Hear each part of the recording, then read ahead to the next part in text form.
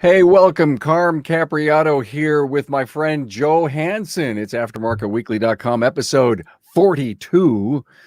Man, I'll tell you, I just love to do this, Joe. I look so forward to doing this show because it is fun, it is fast, and boy, we cover a lot of ground in about 25 minutes. We're here in the Dorman OE Fix studio. Glad to have you all here. And don't forget, everyone, we repurposed this as a podcast and as a video. Now, I'll talk more about that in just a little bit. But good to have you here, Joe. Joe Hansen from Gordy's Garage, Roseville, Michigan. How are you, man? I'm great. Thanks for having me, Carm.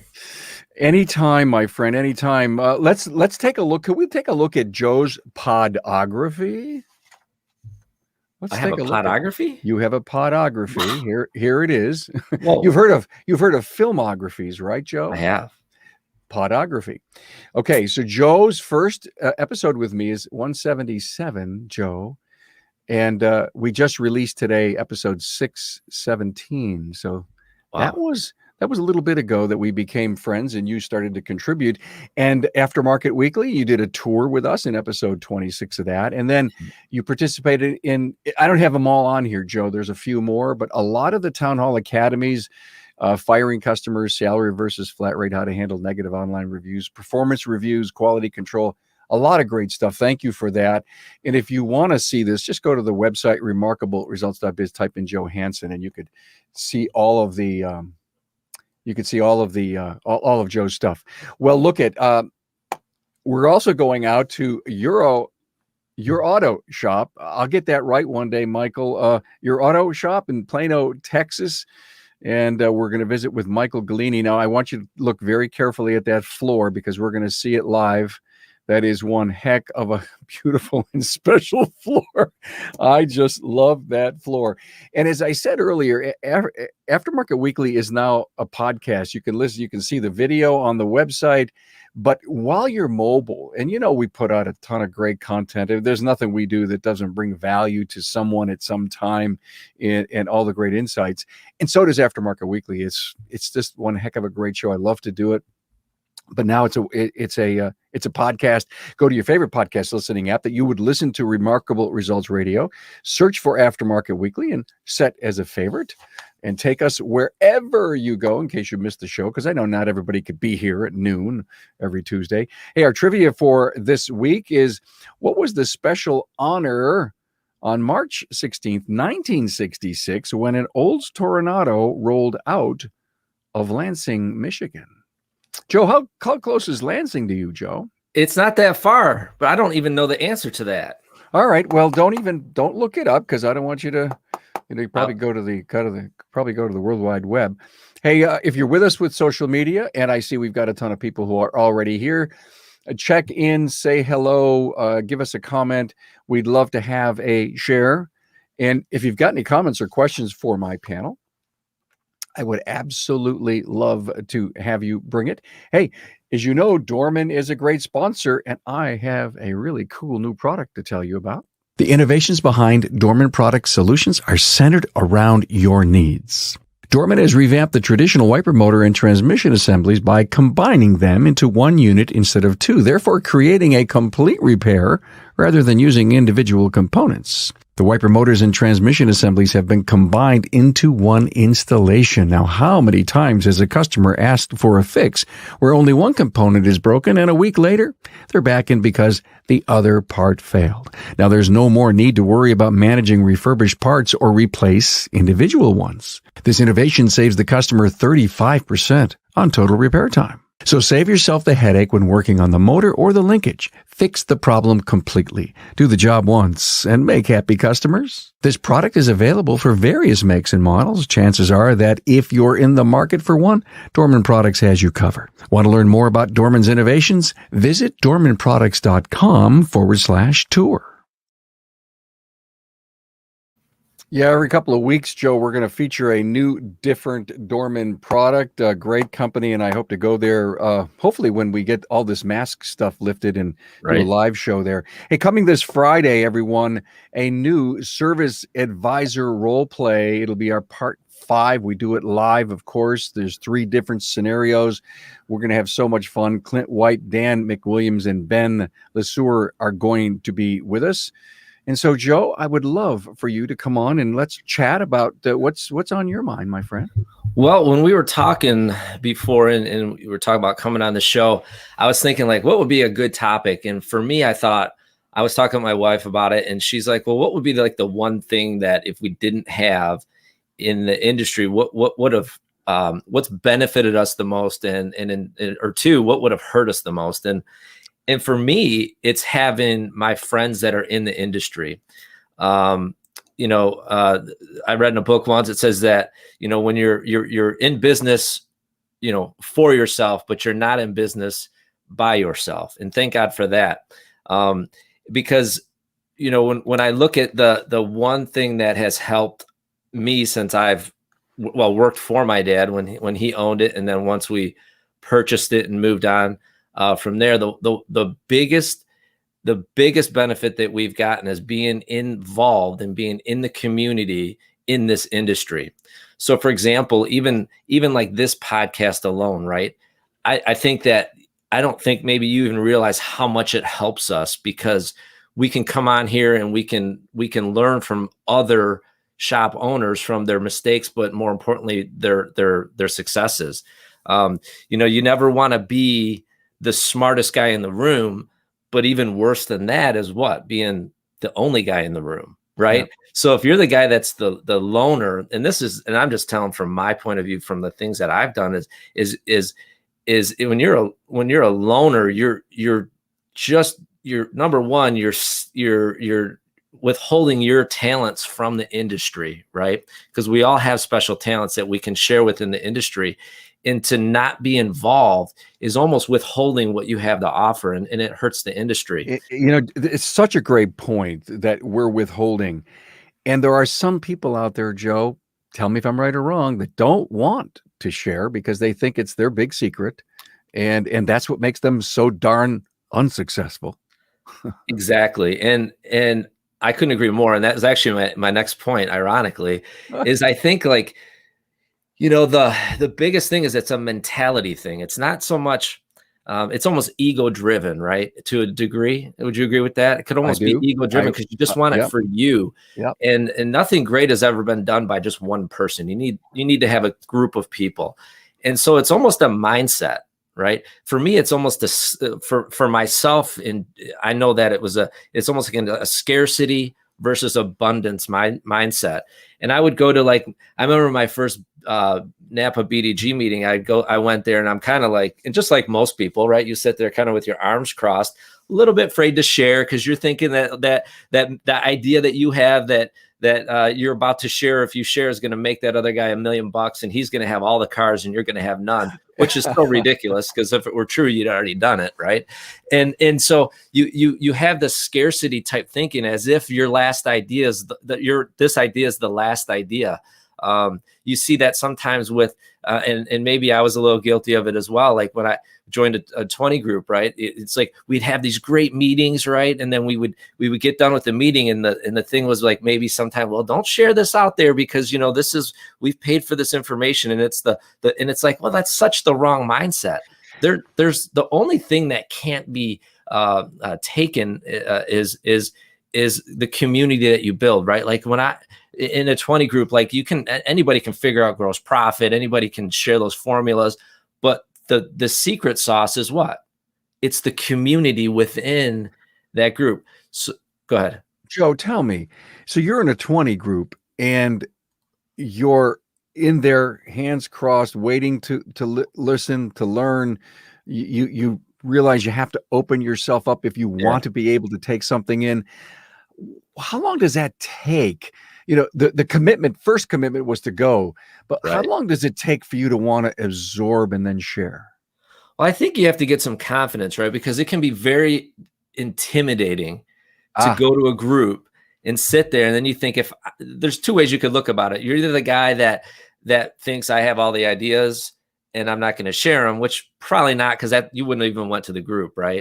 Right. Or you're the guy, you'd sit there and think, I don't know if my idea is good enough. I don't feel like I should share because that's not going to add value to this type of group, which is crazy because nobody's that good, right? We all have good ideas and we all have great questions to ask during those types of meetings. So, Yep. I think that, so how long does it take? I think it's definitely different for everybody. I think some of it might have to do with who you're in the group with, right? They make you feel comfortable on that. But so I think it's different for everybody. Haven't you found that out though? And again, you have that experience, and I'm asking for you to go back in your mind and find out when you said your first thing. Oh my God, I'm going to say something and I never thought I would, and so I do. It's not like bullying in high school. They say, "Oh my God, Joe, great idea. Let me tell you what we've done." And I guess that personal revelation that, oh my God, they value me. Exactly. And that's the thing that's so great about our industry, I believe, is that it is very much so a help first industry. Yeah. You think about that. Even look at so that adds comfort, right? If we know that we're in business by ourselves, or for ourselves, but not by ourselves, and we're willing to help each other, which I think this industry more than most exemplifies that big time. I mean, just look at COVID, for example. The industry totally came together. When you look at all the free webinars from all the different training companies that went out and just offered information. I remember even with Parmelis, Hunt was on there. It seemed like every day with new information and just sharing, giving first free, right? I mean, who does that? Like, what industry does it? It was like it came together. But what's scary is if you're the loner, right? If you're not involved and you're not aware of what's out there because you're not involved in the industry, can you imagine being alone, not knowing what to do during that time? Holy cow. How could we have gotten through that? So I love where you're going with this, and I think it's a perfect message. And, I've gotten on my soapbox enough. My soapbox, right? That's a big soapbox. I've gotten on my soapbox a lot about struggling shops. What does it take to push a shop owner to want to get involved, to start networking, to listen to the podcast, to learn from it, and even if it's in a private way, figure out how to grow and groom and get better?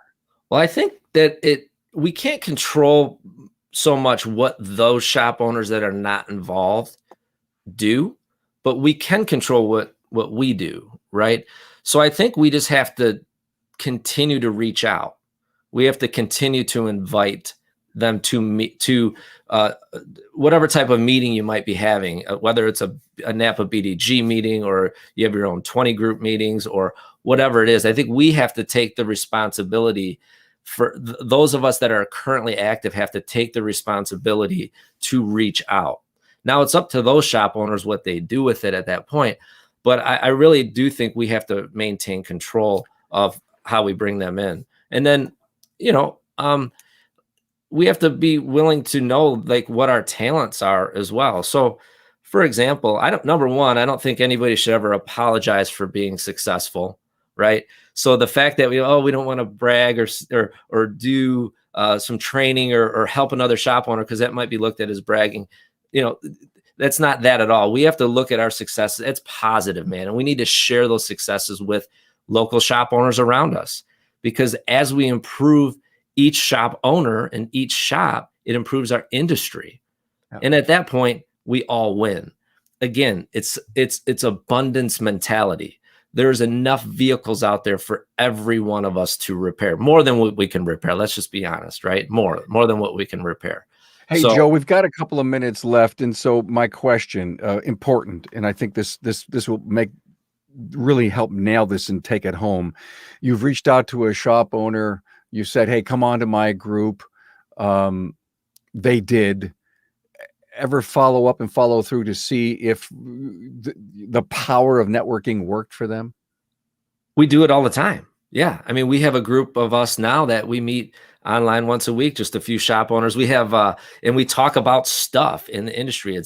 it's free. We don't, we just talk about stuff. We vote on what we're going to talk about each week. Cool. And we go through and we problem solve and we work together.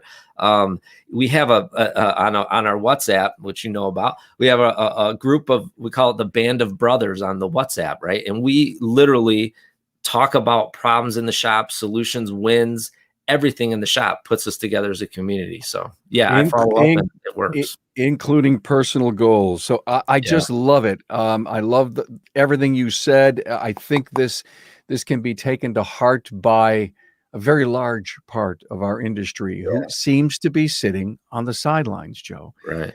And I don't think the people that are successful and that are paying it forward, especially on this podcast, do it because they have an ego. They do it because we just want to make a stronger automotive aftermarket. We just love to help, don't we? It's just so much fun.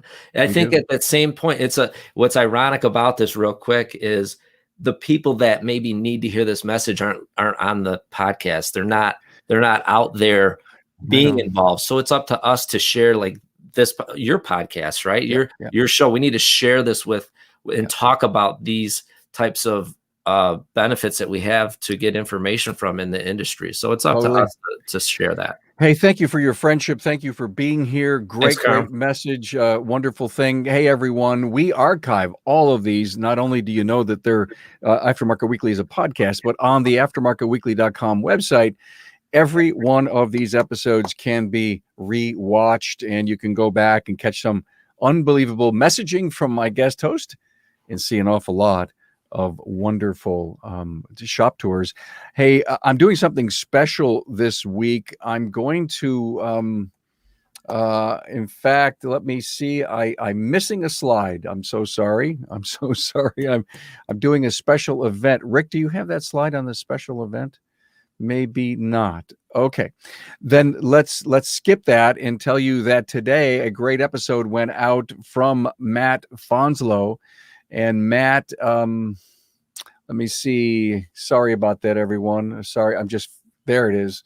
At Riverside Automotive, there was a shop fire back in late January. And Matt, of course, I heard about it right away. We brought Matt into the studio. We heard firsthand. It's a wonderful episode, all kinds of information. Joe, I want to say something. This is one of those, you must listen to this with your team, your group, because when you're all done, you're going to sit there and you're going to go, OMG. And then you're going to say, all these great things that Matt told us what to do, we better start doing them if we want to prevent the fire company from crashing down every door.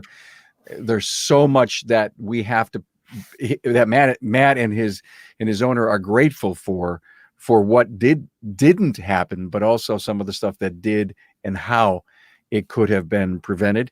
Also, last Friday, an episode with Barry Barrett went out on EOS, how it helps get more owners out of their business and out of it. It's a great episode. Barry and I are going to do 7 of these in a row. This is part 1.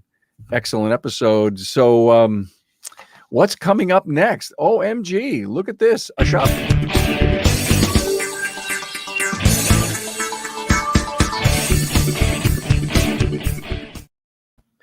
Hey, Michael, how are you?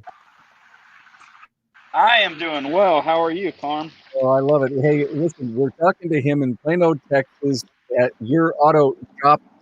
And this is Michael Bellini, and I see blue skies. I don't see any snow. No, with the snow is gone. I want to say today they're going to say that it's going to be close to 70 degrees. So this is right up our alley of what we like to see. Well, weather-wise, you guys are recovering. Michael, go ahead. Give us a great tour. Okay, here we go. So I'm going to flip this camera here.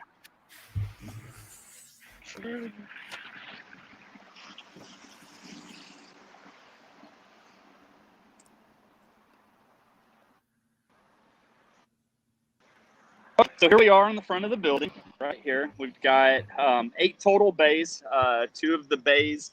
And as we start to get into 2 of the bays are designated for tires and also for an alignment. As you can see, we've got our little nifty hands-free key holder that you're able to put in your own custom little code for you. And then we also have a parking spot that's reserved for our veterans, first responders, and frontline workers. My wife is a nurse, and brought with that has just kind of been something that I really take appreciation for. So let me walk on inside and show you guys what we have. This is the waiting room here. As you can see, we've got a TV. It's not on right now because we don't have anybody up front that's waiting. We try to keep phone chargers for every kind of phone that you can. Every customer has their own little, well, not every customer, but we're able to put our Wi-Fi and everything, so they're able to log on. This right here is our waiting room. This is not Ron. This is Alex. This is Alex's first week with us as an advisor. Kind of like to do this to separate everybody. So if you get on the phone with somebody and you hear that, hey, I'm speaking with Jeff, you know exactly where to go then. You know, I so like this right that, here is Joe. Michael, I didn't mean to stop you, but I like the names on the front. No, That's really kind of cool. It helps out a whole lot, and it's been one of those things that we got a lot of feedback from customers and whatnot. As far as that, you know, when I make a phone call and I walk in, I know exactly who I need to go to. So this is our way. This is our way of doing it. So, not that the bathroom is a big deal. We really do try to keep a super tight-knit bathroom for our customers. We've got a purse holder and a coat holder for the women. But this is it. If you can see it, super simple, nothing elaborate or anything like that. But let me walk out here and I'll show you guys the shop. We do offer a detail service. We keep M2 luxury products on hand. But yeah, come on out here, and Carm, I'll show you the floor so you can actually see the floor. And all right, everybody, this is the highlight. So this right this here is something the floor. This is the highlight. In the BMW world, the German clinker tile is a really big deal, and we have been fortunate enough to have it in our shop. As ironic as it is, when we took over this building, the tile was already in there, and so the tile was in there. So it was something that we didn't have to do. My coach looked at me and he was like, "Please tell me we're doing something with this floor." And I was like, "No, we're really not. This is a big deal for us." I personally am a huge believer in saving space, so I asked Hunter to mount our alignment rack, have it, I guess, to have it hanging versus having the big tower that comes down. I really kind of wish that we would have done the recessed lift, but it works for us. It really does. As far as other things go, this is our shop foreman, Jonathan. He's been with us for quite some time, and I've known Jonathan for a long time. He's a BMW master technician. So we've got and as far as our workflow goes, we try to give each technician 2 stalls, and the way that we do is, so Jonathan, for example, will have this one here, and then he's also able to use this one. Renee has this one and this one. We have one of our other technicians that he's out right now. He will be back on Monday. So Mr. Gallagher here gets to enjoy 3 lists to himself. Carm, you got any questions while I've got you under, other than the floors? No, Michael, any special training facility, parts room? How are you? Does everyone have tablets? So everybody does have tablets. Is what we found that works best for TechMetric. We use TechMetric. Is everybody has their own iPad. As you can see there. On this one may be on or it may be off. No, it is on. So everybody does have their own iPads. Every technician's got them. I'll take you into the tour room here in a second. I just didn't know if you had any questions as far as the outside of the shop, the working area. Looks good. Joe, do you have anything? No, it's just, I'm in awe. It's a beautiful shop. Well, thank you. One thing I've always been real big on has just been cleanliness, because I'm a firm believer that cleanliness is a direct reflection on the quality of work that you produce. I'll take you out here and kind of show you this right now. It's a little bit of a mess. This is more of, we keep a parts washer out here, a spare compressor in case we do end up having to do it. We had an engine delivered, so it ends up staying out here. It's just kind of a work area. Sounds really bright, so I don't know how much of this you can see. This is the back of the shop. We do have covered parking. We have ordered 2 more awnings that are on the other side of the shop. But yeah, so this is our customer parking. It's all gated, so it stays locked up, and it's got 24-hour surveillance. I'll take you into our parts room, and this is more of a parts room / special tool area. There's a few toolboxes that are in here that are filled full of tools. We have an auto logic, but I believe the auto logic is out. We also have an eye scan. We have the Porsche P-Wiz and BMW Ista over here. I don't know where our Mercedes-Benz Star is. We have the Mercedes-Benz Star equipment too. We try to, when we have special tools as far as like the carbon cleaning stuff, we try to buy everything from the manufacturer instead of getting anything that's aftermarket. But so here's our what inventory we do keep. We don't keep a whole lot of inventory. We keep quite a bit of the BG product, which we're super low on. We put an order in, but unfortunately last week with the weather and whatnot, everything kind of got put on hold. So some of our common filters that we use, for the most part, the Euro is pretty simple for us to keep it in stock. And we have, I guess, just a supply room. This is our HR / parts room. So when people are in trouble, they unfortunately have to come see the Axeman, and this is the Axeman himself typing in numbers. And I will take you guys. It kind of it circles back over here, but we love to have fun, and I always do. I try to implement fun to everything that I do get to do. So I'll take you guys upstairs and show you what we have upstairs as far as amenities. And when Coach was here and we had an event here, they do some training up here. It's not it works for us. It really does. I kind of feel like it was maybe an afterthought to the building area, but it works for us. It really does. It's nice. So this is another area that we're able to store stuff. We've got some, I guess, take off stuff and that kind of stuff. Keep our Christmas stuff up here. So our employee breaker room, it's right here. They've got their own little area that they're able to get away from and just kind of retreat. We weren't able to do a full kitchen in here, but it is something that we were able to do. We like to have meetings down in in the waiting room, which I knock meetings out every Monday morning. I like coming up here from time to time because I'm able to just kind of watch the guys and see what's going on. But yeah, so this is it. This is what we're working with and what we're proud of. Very good, Michael. Strictly Euro vehicles, right?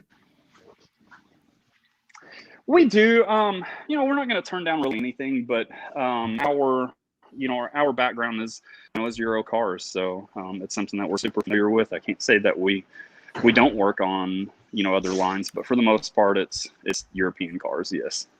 Well, wonderful. Hey, this was a great tour, Joe. Any questions for Michael? No, that's a great shop. That's awesome.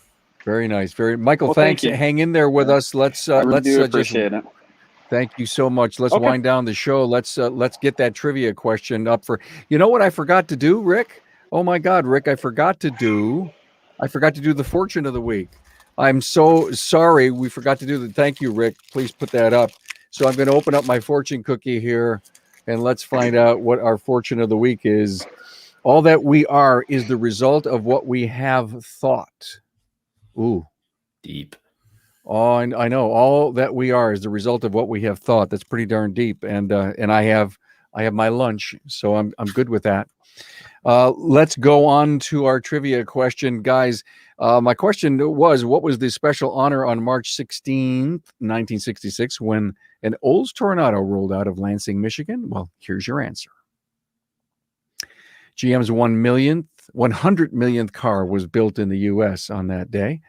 And I don't know about you, Joe, but I always loved the Riviera, its sister. And every time I thought I could afford to buy a Riviera, I couldn't. The prices of those vehicles just kept going up and up and up. But that is our question of the week. Hey, next week, Carl Hutchinson's going to be with us from Complete Automotive in Springfield, Missouri, and Kathleen Jarzik from Expert Tech in Englewood, Florida. Hey, everyone. Joe Hansen, thanks for those great wise words on networking, the power and the value of networking. And Michael, for being here and giving us this great tour. I appreciate it. We love your support and commitment to the learning that we produce here on the podcast each and every week.